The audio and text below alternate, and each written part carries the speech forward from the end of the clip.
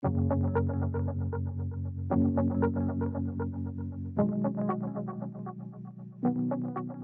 think one thing that it does when you add a teacher's voice into a story is that it actually allows sort of a human element to a story. And then I think when it comes to some of the more like quote unquote typical education coverage, so say test scores, textbooks, parent support organizations like PTAs and stuff like that. That's when it's really critical to have teachers, because you can have someone who has like an amazing idea that, maybe costs very little money and seems like a great idea in theory, but then the teachers can say, hey, that's a great idea, again, in theory, but that's just not feasible in the landscape that our school operates on.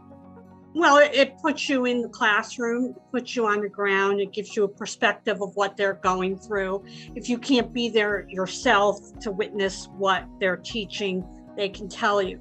And so they give you a on the ground perspective of what it's like in the classroom. Journalists in general just need to do more work than only talk to a spokesperson or the very easiest administrator to get on the phone.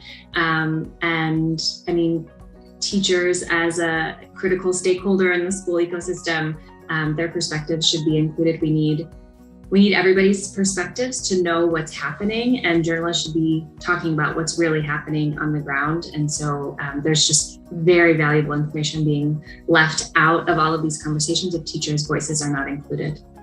I think a lot of times we hear from the administrators, the union people, the people who write policy papers, the sort of researchers, the other kinds of academics sort of around the issue, but we often don't hear from the teachers and the parents, and they're the ones that are closest to what's going on, who see most what's good and what problems need to be addressed in schools.